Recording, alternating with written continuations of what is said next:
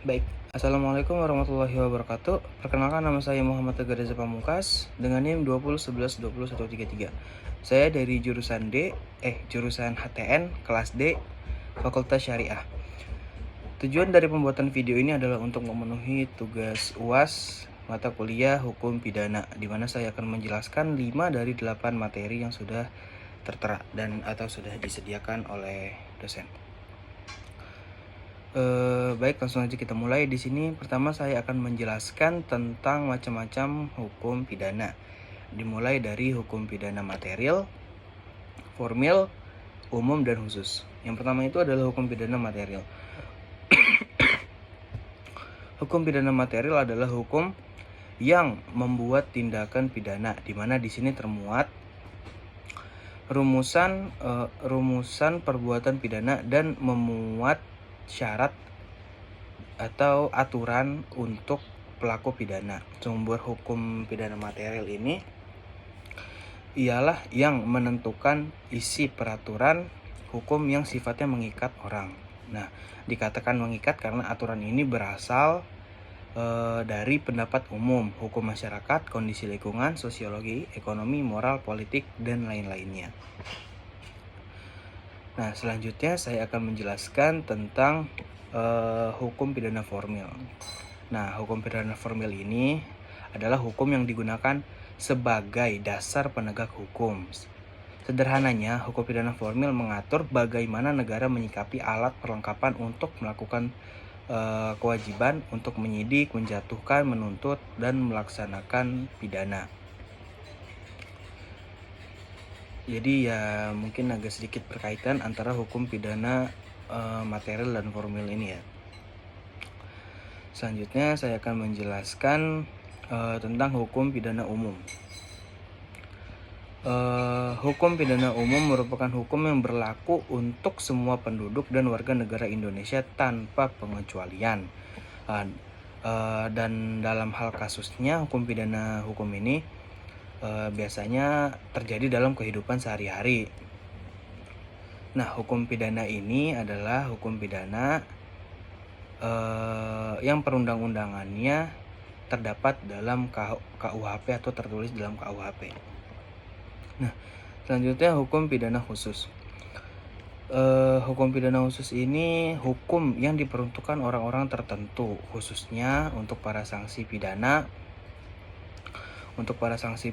dan kasus di luar KUHP. Misalnya ada kasus tentang pidana pajak mungkin, atau kasus-kasus yang menimpa pejabat dan aparat, mungkin termasuk ke dalam hukum pidana khusus. Nah, perlu diketahui bahwa hukum pidana khusus atau kasus-kasus yang tadi saya sebutkan itu adalah kasus yang tidak diatur dalam KUHP atau tidak tertulis dalam KUHP atau Undang-Undang Pidana. Baik, selanjutnya saya akan menjelaskan tentang teori. Nah, yang pertama itu ada yang disebut dengan teori mutlak, atau disebut teori absolut, atau yang lebih dikenal lagi dengan teori pembalasan. Nah, teori ini bertujuan untuk pembalasan. Sesuai dengan namanya, teori ini pure atau mutlak untuk melakukan pembalasan kepada si pelaku pidana, di mana teori ini tidak memiliki manfaat apapun selain membuat jerak si pelaku tindak pidana, sesuai dengan namanya teori pembalasan. Baik, selanjutnya ada teori relatif atau yang disebut juga dengan teori tujuan. Nah, berkebalikan dengan teori yang sebelumnya, teori tujuan ini memiliki manfaat. Nah, manfaatnya itu adalah memiliki tujuan yang dimana tujuannya itu adalah mewujudkan ketertiban masyarakat. Ya. Jadi pembalasan bukanlah suatu tujuan dari teori tujuan ini. Manfaat dari teori tujuan ini adalah seperti memberikan manfaat kepada ketertiban masyarakat dan memberikan edukasi juga kepada si pelaku pidana gitu loh. Jadi bukan tentang memberikan pembalasan, tapi tentang bagaimana si pelaku pidana dan keterlibatan masyarakat ini dapat terwujud gitu. Nah, selanjutnya ada teori gabungan. Nah, sesuai dengan namanya, teori gabungan ini adalah gabungan antara kedua teori yang dari pertama atau dua teori yang sebelumnya saya sebutkan itu, yaitu teori pembalasan atau teori mutlak atau teori absolut, dan teori relatif atau teori tujuan. Jadi manfaat dari teori gabungan ini adalah pelaku pidana dan ketertiban masyarakat itu terwujud. Manfaat dari teori gabungan ini adalah di mana si pelaku pidana mendapatkan edukasi tentang pidana yang dia lakukan dan ketertiban masyarakat terwujud, serta dapat melakukan pembalasan juga atas tindak pidana yang dilakukan oleh pelaku. Jadi dua poin yang terdapat dalam satu teori. Dua teori yang terdapat dalam satu teori. Jadi gabungan antara teori pembalasan dan teori tujuan atau teori manfaat, di mana teori gabungan ini isinya adalah teori pembalasan dan teori manfaat atau teori tujuan relatif tadi itu. Baik, selanjutnya saya akan menjelaskan tentang 3 prinsip dasar yang terkandung dalam asas legalitas. Yang pertama itu asas 3 teorinya itu disebut nulla poena sine lege, atau tidak ada hukuman kalau tidak ada ketentuan undang-undang. Nah, yang kedua itu adalah nulla poena sine crime. Harusnya, mungkin saya kurang tahu cara bacanya.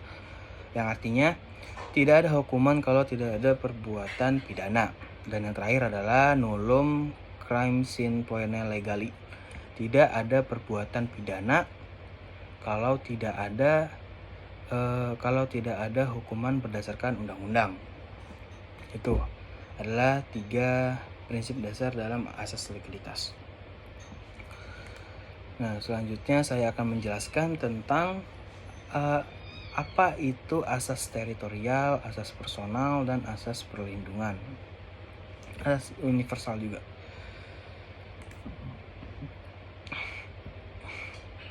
Yang pertama itu ada asas pertama itu tadi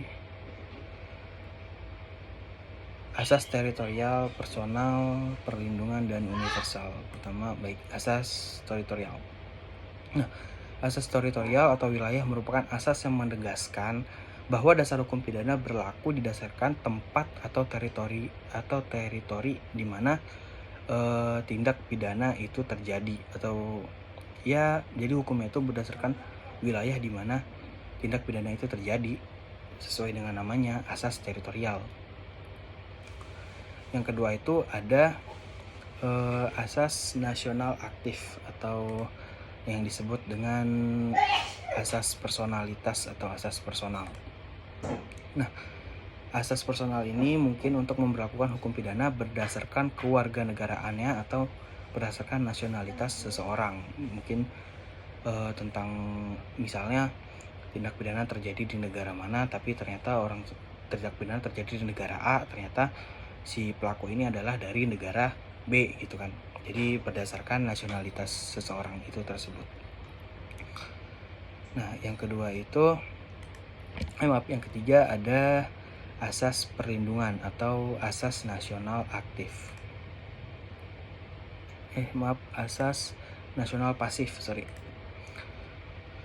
asas nasional pasif ini atau asas perlindungan ini berdasarkan kepentingan hukum negara yang dilanggar. Berdasarkan kepada kepentingan negara yang dilanggar. Nah, hal ini memiliki makna bila hukum negara dilanggar oleh kewarganegaraan atau bukan, baik di dalam ataupun di luar negara yang menganut asas tersebut, maka undang-undang hukum pidana dapat diberlakukan kepada si pelanggar atau kepada si pelaku. Selanjutnya yang terakhir itu ada asas universal. Nah, asas universal ini menyatakan bahwa undang-undang hukum pidana dapat diberlakukan terhadap siapapun yang melanggar kepentingan hukum dari seluruh dunia. Yang menjadi dasar hukum bagi pemberlakuan asas ini adalah kepentingan hukum seluruh dunia. Jadi asas ini tercantum pada pasal 4 ayat 2 Kitab Undang-Undang Hukum Pidana. Jadi ya dimanapun dan kapanpun di wilayah manapun asas ini berlaku karena asas ini universal berdasarkan peraturan dunia. Baik, selanjutnya saya akan menjelaskan tentang poin nomor 6, yaitu tentang percobaan. Oke. Tentang percobaan. Nah, unsur percobaan itu berdasarkan pasal 53 ayat 1 KUHP itu yang pertama adanya niat, yang kedua ada perbuatan permulaan pelaksanaan gitu, jadi baru mulai gitu kan. Yang ketiga adanya pelaksanaan mau tidak selesai ataupun selesai bukan karena kehendak sendiri gitu. Itu berdasarkan pasal 53 ayat 1 KUHP. Maaf. Nah, contoh kasus dalam percobaan ini mungkin bisa kita lihat dari mungkin contoh kasus pencurian, percobaan kasus pencurian, yang dimana dasar hukum kasus pencurian itu adalah pasal 362 KUHP yang bunyinya barang siapa mengambil seluruh barang atau sebagian kepunyaan orang lain dengan maksud untuk memiliki secara melawan hukum diancam karena pencurian dengan pidana penjara paling lama 5 tahun atau denda paling banyak Rp60. Dan selanjutnya yang terakhir, poin terakhir saya akan menjelaskan tentang jenis penyertaan dan contohnya. Oke, nah yang saya tahu jenis penyertaan itu dibagi menjadi dua pembagian besar, yaitu yang pertama ada pembuat atau leader, yang kedua itu ada pembantu atau madeplicit, saya agak lupa cara bacanya, pokoknya pembantu ada. Nah, yang pembuat yang pertama tadi itu dasar hukumnya itu adalah pasal 55 KUHP yang terdiri dari yang pertama ada pelaku atau plagier, yang kedua ada yang menyuruh lakukan atau doen plagier kalau nggak salah namanya, yang ketiga adalah yang turut serta plagier, yang turut serta mungkin yang ikut-ikutan aja kali, yang keempat adalah penganjur atau locker kalau nggak salah. Nah yang kedua itu ada pembantu.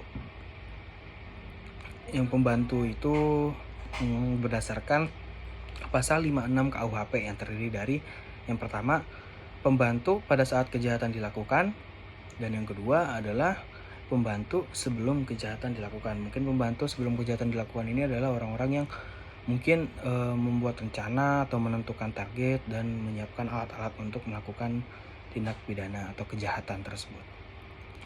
Contohnya mungkin bisa dicontohkan pada pencurian aja kali ya, yang sama seperti sebelumnya, mungkin penyertaan kasus pencurian yang dimana dasar hukumnya sama pasal 362 KUHP. Cukup sekian mungkin yang dapat saya jelaskan, kurang lebihnya mohon maaf. Wassalamualaikum warahmatullahi wabarakatuh.